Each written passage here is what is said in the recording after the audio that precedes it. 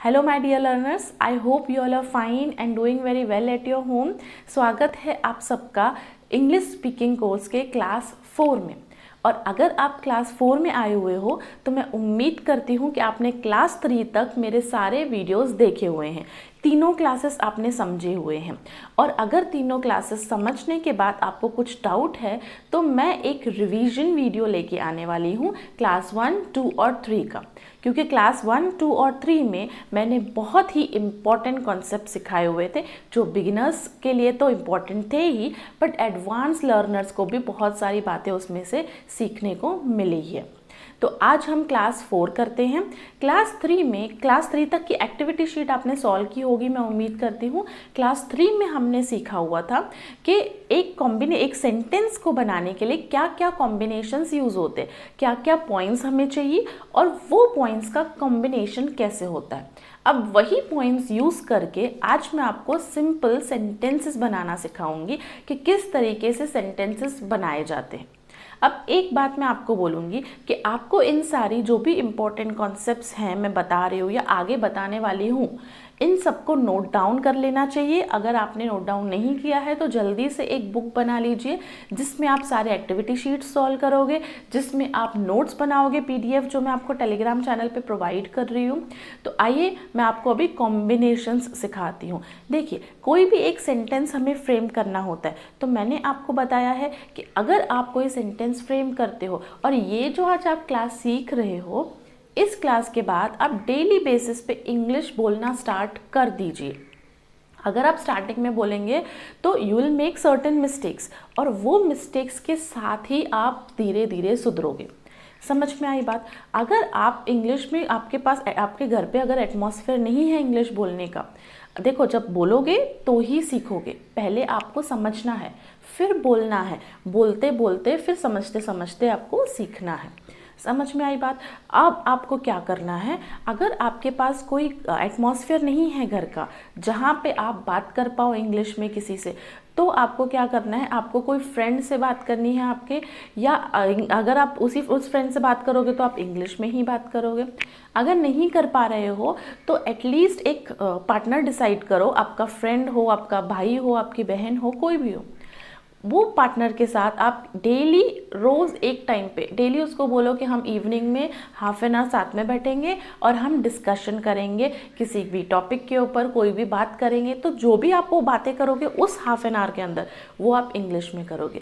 तो धीरे धीरे करके वो टाइम आप इंक्रीज़ करते जाना और फिर आप जो इंग्लिश बोलोगे उसमें आपकी फ्लुएंसी बनती जाएगी, मिस्टेक्स कम होती जाएंगी। ओके, तो आज के सेंटेंसेस के बाद आप लोगों को, आज सीखने के बाद, आज के क्लास के बाद आप लोगों को इंग्लिश बोलना स्टार्ट करना है। और आपको कैसे फील हो रहा है ये मुझे आप कमेंट सेक्शंस में बता सकते हो। ओके, आपके कमेंट्स का वेट करूंगी मैं, because I used to feel good जब आपके कमेंट्स मैं रीड करती हूँ। ओके, तो चलिए अभी हम स्टार्ट करते हैं क्लास 4 को। क्लास 4 में जैसे मैंने आपको बोला कि हम कॉम्बिनेशंस सीखने वाले हैं, तो कॉम्बिनेशंस जो हैं वो हेल्पिंग वर्ब और सब्जेक्ट के हैं। जैसे सिंपल सेंटेंसेस जो होते हैं, एकदम सिंपल सेंटेंसेस, वो कैसे होते हैं, वो कैसे स्टार्ट होते हैं? मैं एक लड़का हूँ, मैं लड़की हूँ, मैं एक अच्छी लड़की हूँ, वो एक अच्छा लड़का है, वे अच्छे लड़के हैं, वे अच्छी लड़कियाँ हैं, वो थक चुके हैं, मैं थका हुआ हूँ, वो थके हुए हैं, मैं एक डॉक्टर हूँ, मैं एक टीचर हूँ, मैं एक लॉयर हूँ, वो एक लॉयर है, ये एक डॉग है, वो कैट है। ये सारी चीज़ें हम क्या करते हैं, सिंपल सेंटेंसेस में यूज़ करते हैं। ठीक है, तो सिंपल सेंटेंसेस हम सीखेंगे आज। और आप जब डेली किसी से मिलते हो तो अगर आप किसी से मिलते हो तो आप अपना कॉन्वर्जेशन कैसे स्टार्ट करते हो, कॉन्वर्जेशन स्टार्टर्स भी मैं आपको आज सिखाऊंगी। तो आइए स्टार्ट करते हैं। ये जो कॉम्बिनेशंस हैं, मतलब ये सब्जेक्ट के और हेल्पिंग वर्ब के कॉम्बिनेशंस हैं।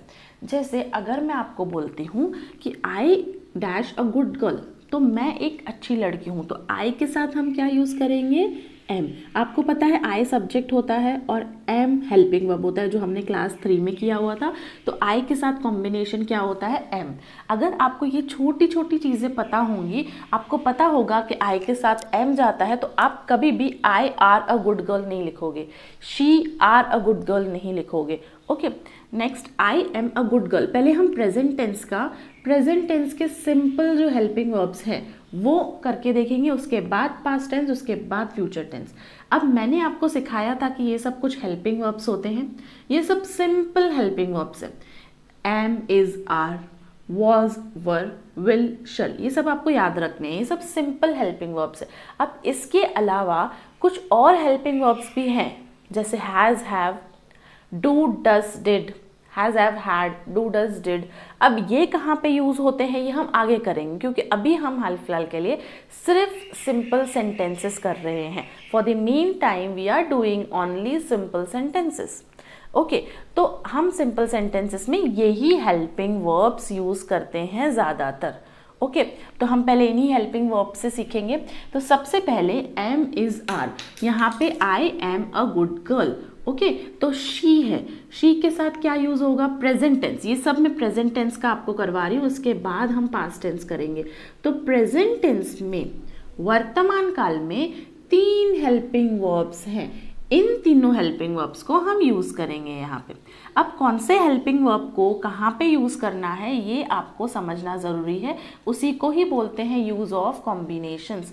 देखिए, शी डैश अ डॉक्टर, वो एक डॉक्टर है, प्रेजेंट टेंस है, तो प्रेजेंट टेंस के लिए एम, इज, आर लगता है, तीनों में से कोई एक लगेगा प्रेजेंट टेंस के लिए, सिंपल सेंटेंस के लिए।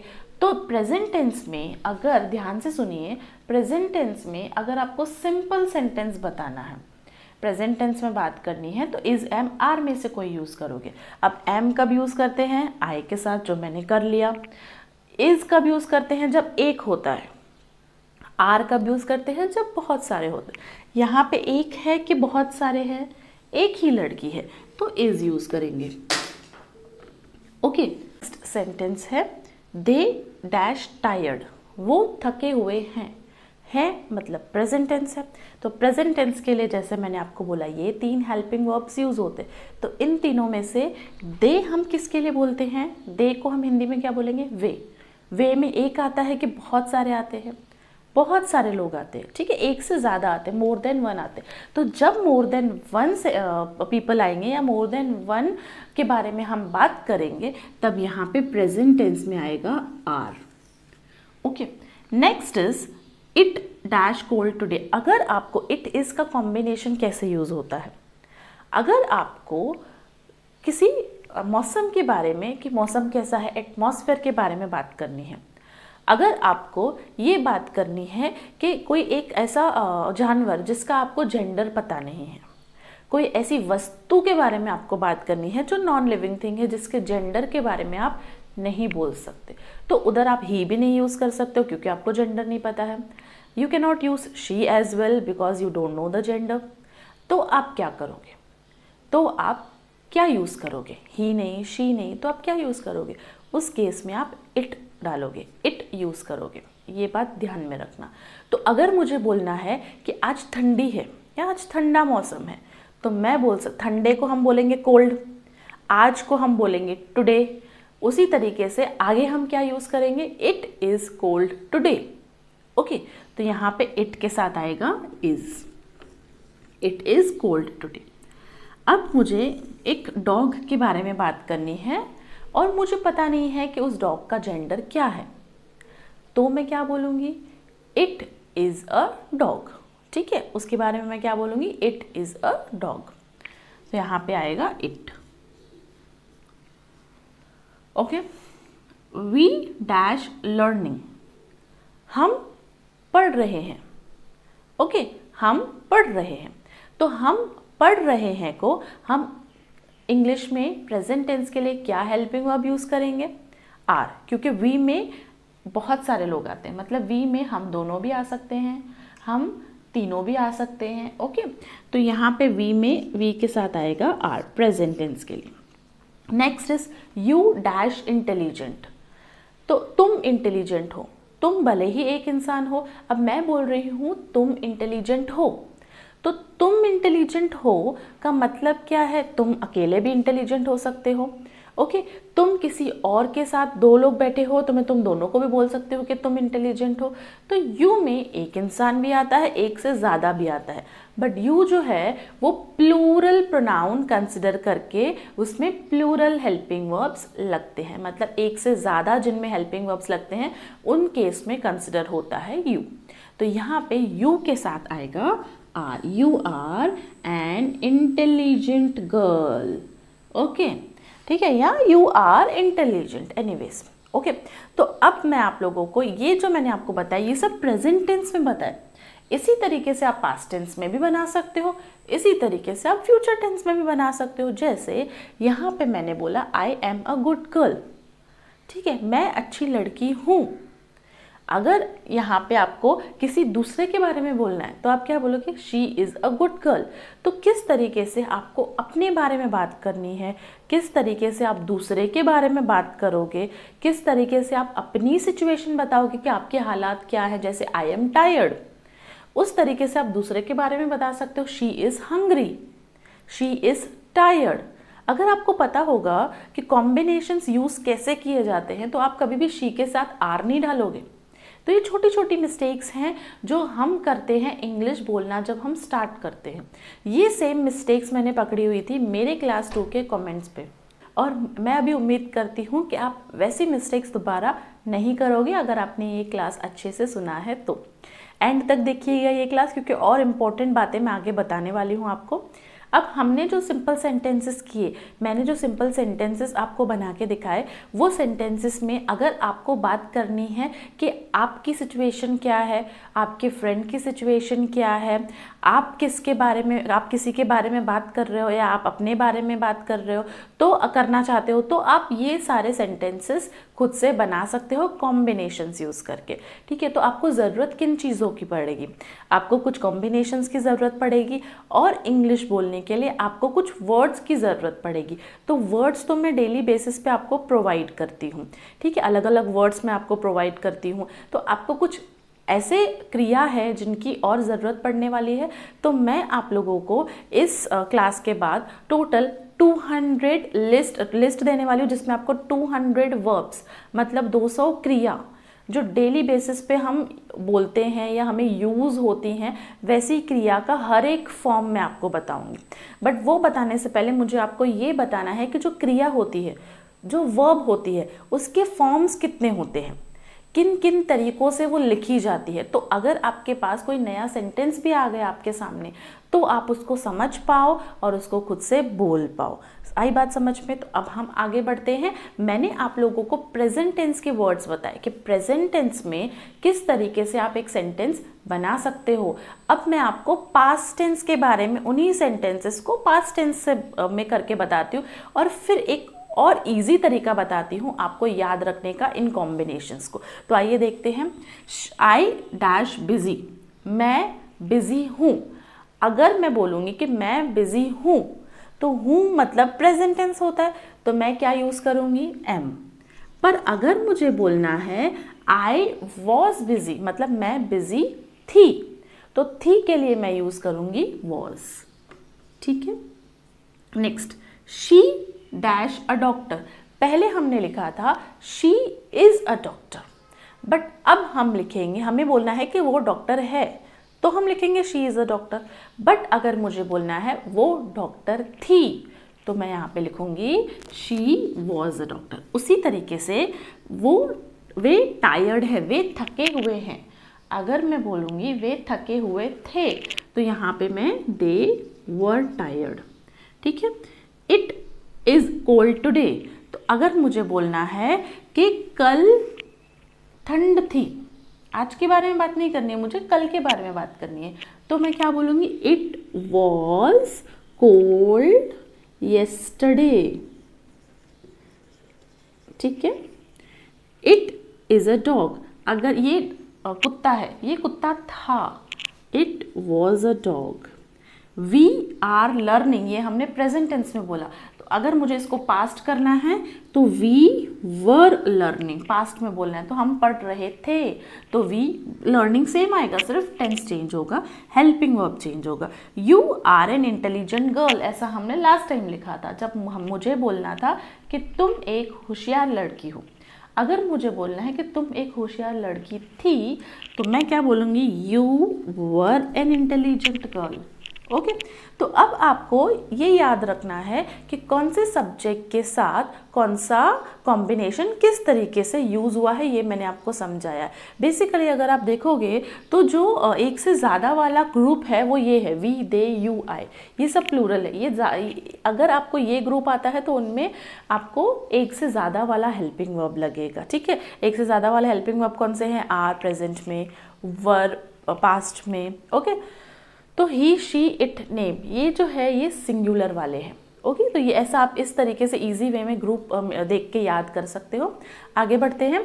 ये सब जो हमने सेंटेंसेस किए, जो मुझे पास्ट टेंस में भी मैंने आपको बोल के बताए, मैंने आपको फ्यूचर टेंस में भी बोल के बताए, इस तरीके से और सेंटेंसेस की हम प्रैक्टिस करेंगे। पहले आपको इतना समझना है, इस तरीके से और सिंपल सेंटेंसेस हम बोलना सीखेंगे। पहले सिंपल सेंटेंसेस बोलेंगे, फिर कुछ डिफ़िकल्ट सेंटेंसेस बोलेंगे और फिर कॉन्वर्जेशंस करेंगे। तो आपको मेरी इस पूरी जर्नी में मेरे साथ रहना है ताकि आप इंग्लिश बोलना अच्छे से सीख पाओ। अब आगे बढ़ते हैं। ये देखिए, ये जो हमने सारे सेंटेंसेस किए, जैसे कि मैंने आपको बोला कि ये सिंपल सेंटेंसेस हैं, इनमें कॉम्बिनेशंस यूज़ होते हैं, तो कॉम्बिनेशंस तो आपको एकदम अच्छे से माइंड में फिट हो गए। पर इन कॉम्बिनेशन के साथ हमें कुछ वर्ड्स भी चाहिए रहते हैं, जैसे कि मैंने आपको बोला कि कुछ वर्ड्स चाहिए रहेंगे, कुछ एक्टिविटीज़, कुछ क्रिया चाहिए रहेगी, तभी तो सेंटेंस हमारा कंप्लीट होगा।